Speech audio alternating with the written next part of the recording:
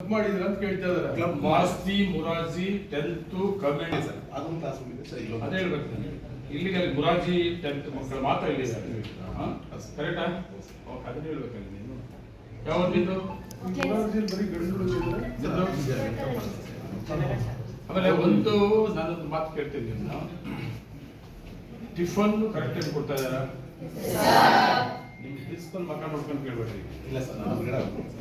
ಹೊರಗಡೆ ಹೋಗ್ತೀನಿ ಸರ್. ಕೊಡ್ತಾ ಇದ್ದಾರಾ? ಎಷ್ಟೊತ್ತು ಕೊಡ್ತಾರೆ ತಿಂಡಿ? ಏನ್ ಕೊಡ್ತಾರೆ?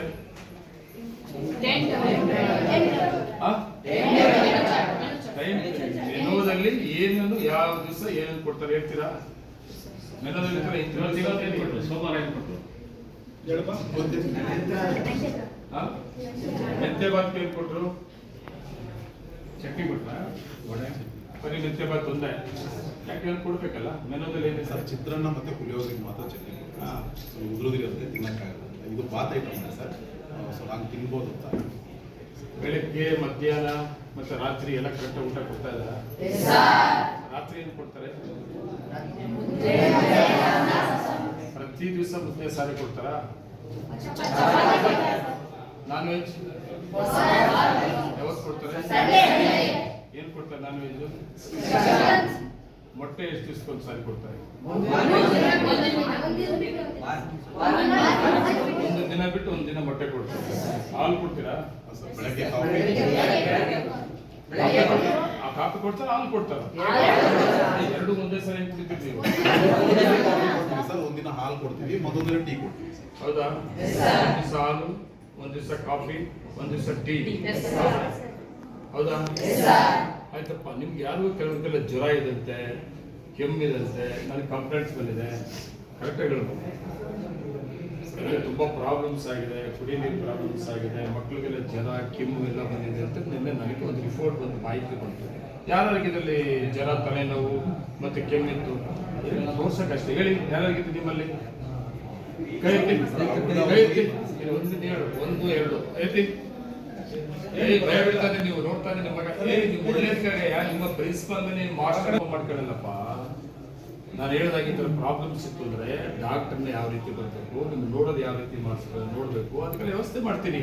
ನಾನು ಬಂದಾಗ ನೀವು ಹೇಳಿದೆ ಇದ್ರೆ ನನ್ಗೆ ಗೊತ್ತಾಗಲ್ಲಪ್ಪ.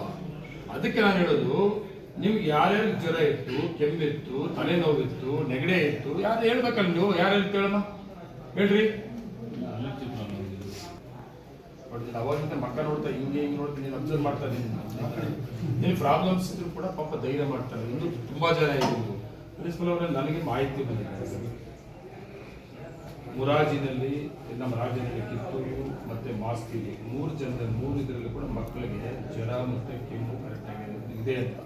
ಏನಪ್ಪ, ಸರಿಯಾಗಿ ನೋಡ್ತಾ ಇಲ್ಲ ಅನ್ನೋದು ಒಂದು ರಿಪೋರ್ಟ್ ಬಂದಿದೆ. ನಾನು ಮೊನ್ನೆ ನಾನು ವಿಸಿಟ್ ಕೊಡಬೇಕು ಅಂತ, ನೈಟ್ ವಿಸಿಟ್ ಕೊಡಬೇಕು ಅಂತಿದ್ದೆ ನಾನು. ಏನಪ್ಪ, ಇದು ಸರಿ ಮಾಡಿಕೊಡ್ರಿ. ನಾನು ಯಾವಾಗಲೇ ಮಾತಾಡೋದು ರೆಸ್ಪಾನ್ಸ್ ಓಕೆ ಇದೆ, ಕರೆಕ್ಟಾಗಿದೆ. ಏನಪ್ಪ, ಇದೇನೋ ಕಂಪ್ಲೇಂಟ್ಸ್ ಬಂದಿರೋದು ಮೊನ್ನೆ ಒಂದ್ಸರಿ ನಮ್ಮ ತಾಲೂಕಲ್ಲಿ ಆಯಿತು, ಎಲ್ಲವರೆಗೆ ಇಶ್ಯೂ ಆಯಿತು.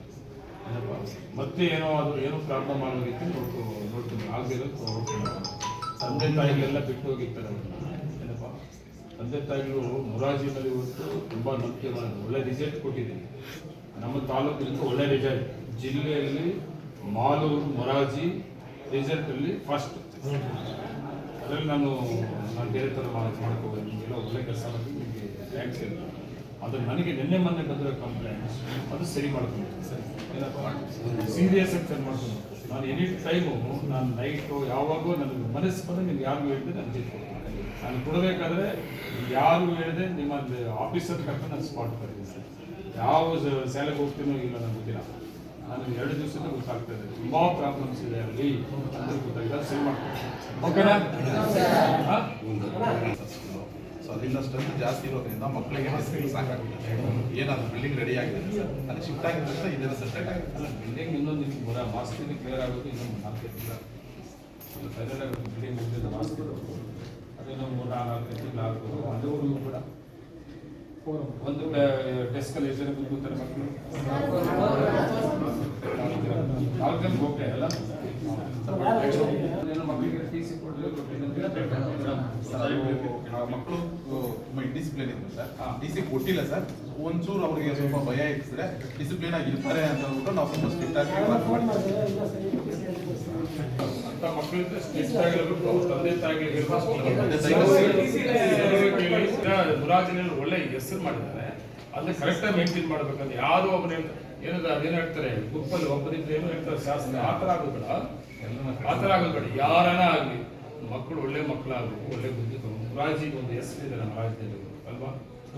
ಸರ್ಕಾರ ಉದ್ದೇಶ ತುಂಬಾ ಒಳ್ಳೆಯದು ಅಲ್ವಾ, ಅದನ್ನ ಕರೆಕ್ಟಾಗಿ ಮಾಡ್ಕೋಬೇಕು. ಪ್ರಿನ್ಸಿಪಾಲ್ ಸ್ಟಿಕ್ ಇದ್ದಾರೆ ಏನು ವಕಾಲತ್